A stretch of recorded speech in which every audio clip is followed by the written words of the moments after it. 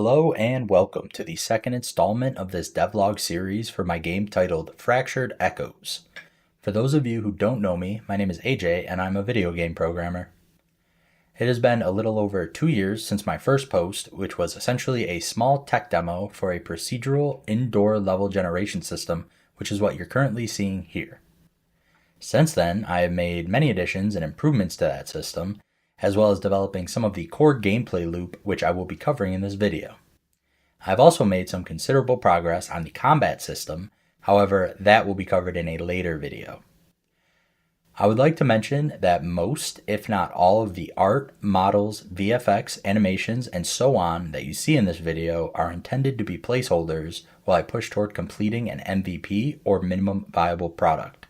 So let's jump into what's new. Some obvious additions and changes that you can see right away. I have added a spawn portal instead of dropping the player into a random point in a random room. I've also added some global fog and world particles to give these levels some life and character. We've also shifted from a first-person to a third-person character controller, which I believe is a better choice in regard to a fast-paced combat system. I'd like to quickly answer one question I was asked a lot in the previous video, which is why is the level so massive or why is the player so small? The technical reason behind this choice is to give the player more freedom in movement and combat, as well as the ability to introduce larger enemies that can actually fit inside of the level. The narrative explanation is that these constructs are in a different realm and they are built by titans, a much larger race of beings than a typical human.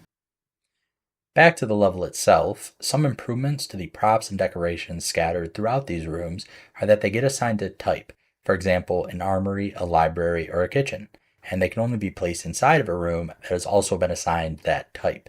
There are also some universally compatible decorations as well, like boxes and barrels. All of the decorations are positioned randomly, however, I wanted to ensure that there are clear paths to all of the doors as well as other random points in the room for enemy navigation. One of the biggest modifications I made is to the room layouts, adding smaller rooms, larger rooms, as well as longer rooms.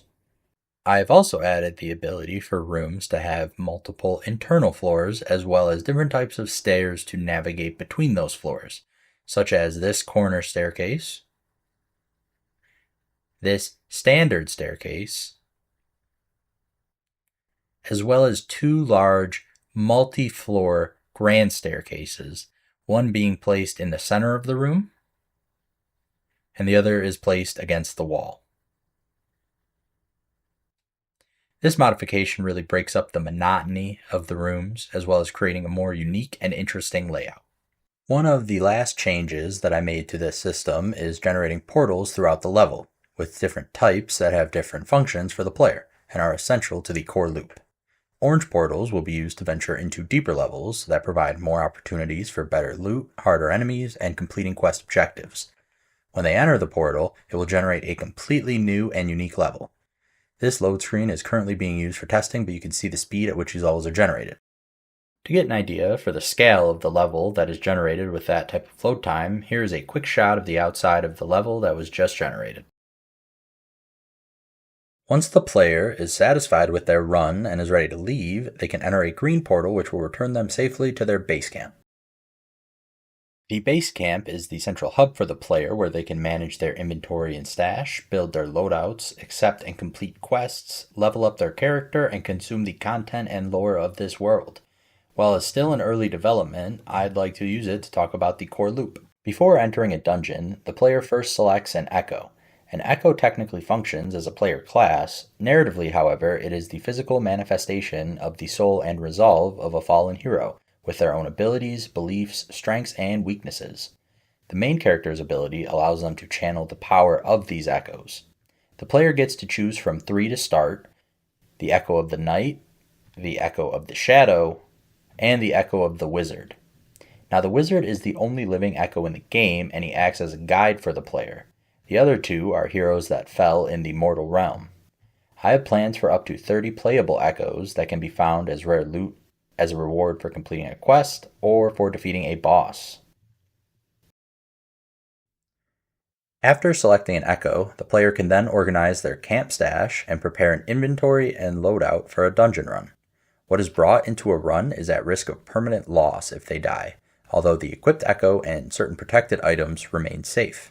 Some echoes also provide built-in equipment, allowing the players to avoid the risks of losing valuable gear. Once the player is ready to venture into the fractures, they can open the fracture site map and choose their next destination.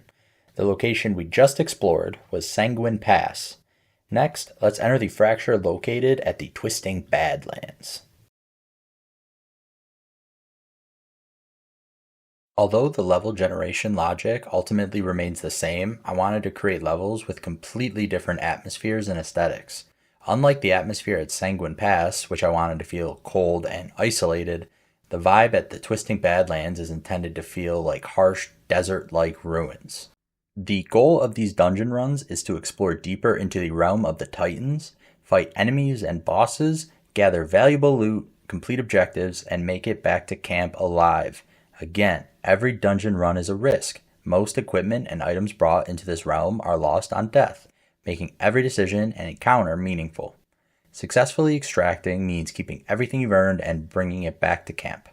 Then the loop repeats. I saved my favorite biome for last, the fracture located at the Harlequin Wilds.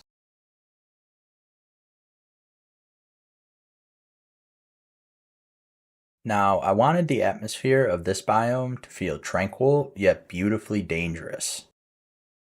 Eventually, these dungeons will be filled with enemies small and large, chests of varying rarities containing loot, quest objectives, puzzles, traps, bosses, and many more secrets to discover. Before concluding this video, I would just like to say thank you so much for watching and joining me on this journey. If you have any questions at all, please do not hesitate to ask. If you have any interest in joining the team, which is currently just myself, or contributing to the project in any way, please reach out on whatever platform you saw this video on and we can discuss further details. And finally, a glimpse of what's to come.